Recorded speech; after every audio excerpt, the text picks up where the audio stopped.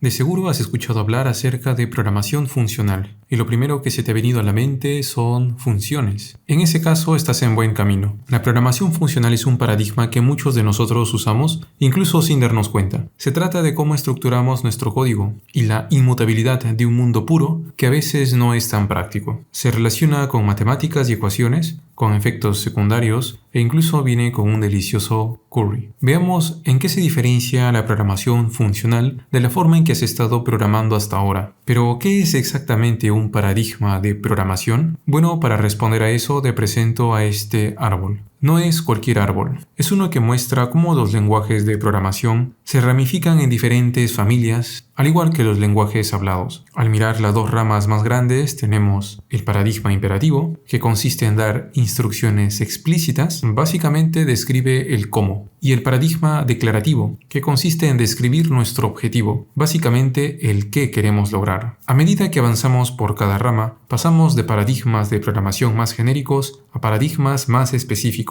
Cada lenguaje de programación sigue una receta de uno o más paradigmas de programación disponibles, y en realidad existen muchos paradigmas, además de estas dos ramas. Aproximadamente a mitad de camino en la rama declarativa, tenemos el paradigma funcional, que describe los conceptos o estilos que diferencian a la programación funcional de otros paradigmas comunes, como el orientado a objetos o el procedural. En el núcleo del paradigma funcional tenemos funciones, obviamente, y estas deben poder usarse sin restricciones. Esto significa que podemos pasar funciones a otras funciones y devolver funciones desde otras funciones. También podemos mantener referencias a ellas para su uso posterior. Asimismo, necesitamos poder crear closures, que son funciones que pueden acceder y recordar el ámbito que las rodea. En una pila de funciones típica, el ámbito de una función se olvida al salir de ella, pero cuando se crea un closure, ese ámbito permanece en memoria mientras el closure exista. Esto significa que podemos devolver un closure desde una función principal y seguir teniendo acceso a todos los argumentos y datos a los que también tenía acceso la función principal, incluso si llamamos al closure desde un ámbito completamente diferente más adelante.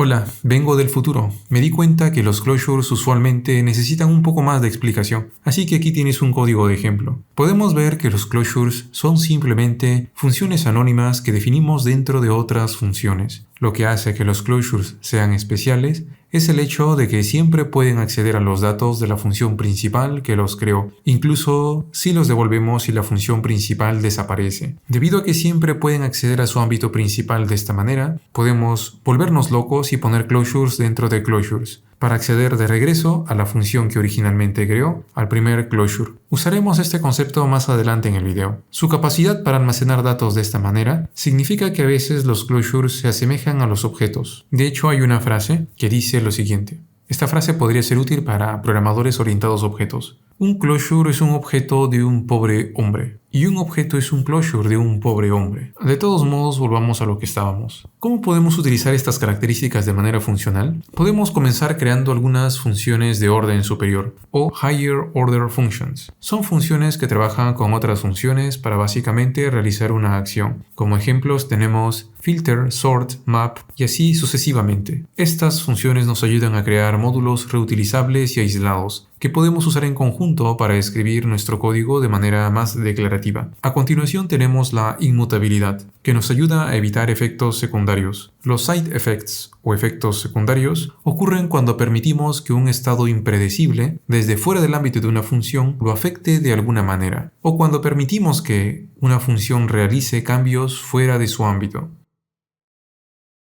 Al eliminar los posibles efectos secundarios, nuestras funciones se vuelven puras, en el sentido de que si los mismos datos ingresan a una función, siempre podemos garantizar que el mismo resultado saldrá, sin afectar nada más. Esto generalmente se hace eliminando la variabilidad de las variables. Por último, podemos usar closures como una forma de encapsular datos y estado.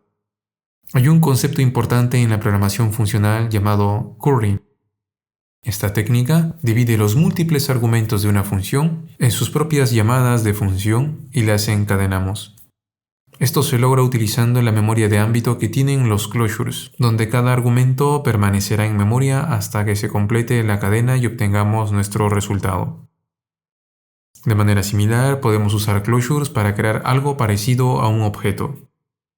La primera función en la cadena actúa como una especie de constructor de objetos, y aquí es donde definiríamos la mayor parte de nuestros datos internos. Estos datos tienen un ámbito privado para la función constructora, y por lo tanto están encapsulados en ella. Luego podemos devolver un closure para proporcionar acceso externo a estos datos. Esto se puede usar para realizar algún cálculo y almacenar el resultado de operaciones costosas, para no tener que repetirlas. Esto se conoce como memoization. En español sería memorización. Podemos incluso llegar a devolver múltiples closures con nombres para acceder y manipular los datos internos de formas más complejas, lo que los hace comportarse aún más como objetos.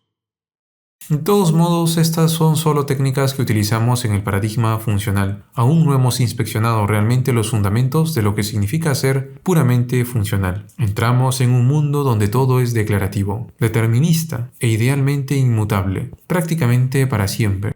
Esto puede no parecer muy útil a primera vista, pero lo cierto es que tiene sus raíces en el mundo matemático y allí en realidad tiene mucho sentido. En el paradigma puramente funcional trabajamos principalmente con tipos y expresiones, donde se aplican las siguientes reglas. El código generalmente se evalúa en lugar de ejecutarse, lo que nos brinda algunas formas de optimización interesantes como lazy evaluation o evaluación perezosa y la paralelización automática. La inmutabilidad se aplica en todas partes, lo que significa que cuando queremos hacer cambios en nuestros datos, lo hacemos calculando una nueva constante, basada en una constante existente. Y para mantener las funciones puras, el simple hecho de pensar en efectos secundarios es castigable, con el tormento más horrible que puedas imaginar, tener que aprender mónadas, un patrón de diseño usado en la programación funcional. Este mundo funcional es hermoso, pero realmente no tanto para los débiles de corazón. Y así la mayoría de nosotros, programadores mortales, simplemente tomamos los frutos más pequeños que cuelgan de la rama puramente funcional y tratamos de usarlos lo mejor que podemos. Con todas estas diferencias en mente, ¿por qué usaríamos el paradigma funcional? Bueno, en realidad aporta muchos beneficios. La inmutabilidad del paradigma funcional nos obliga a pensar de manera más estricta sobre cómo pasamos los datos, ayudando a garantizar que los cambios no ocurran de manera inesperada. También nos guía en escribir código legible, que es altamente modular y por tanto más fácil de mantener. Sin embargo, esto puede venir con el costo de ser un poquito más difícil de optimizar, dependiendo de dónde estemos usando lo funcional en nuestros proyectos. Y puede ser un desafío interesante hacer la transición a un enfoque más declarativo si estamos acostumbrados a estilos de programación imperativos. De todos modos, ya sea que te consideres un programador funcional, uno orientado a objetos o simplemente te guste la simplicidad básica del código procedural, siempre mantén tu mente abierta y nunca tengas miedo de aprender más. Incluso si no terminas usando lo funcional, aprender algo nuevo nunca es una pérdida de tiempo. Me gustaría terminar agradeciendo al sponsor de este video, yo mismo. Para apoyar a que continúe compartiendo contenido sobre programación, te agradecería mucho que te suscribas y compartas este video. Asimismo, si estás interesado en aprender a desarrollar tu primera página web, aplicación móvil o escribir tu primer programa, te invito a visitar programacionymas.com. Aquí encontrarás cursos desde cero para aprender a programar con distintas tecnologías, tales como JavaScript, PHP, Kotlin, Python, Laravel, Vue.js, Android, etc. Si estás interesado, te invito a usar el cupón que estoy dejando en la sección de comentarios, para que puedas acceder a todos mis cursos desde $1 el primer mes. Espero que te haya parecido interesante aprender más sobre el paradigma funcional, tanto como a mí. Muchas gracias por ver el video hasta el final, y nos vemos en una próxima ocasión.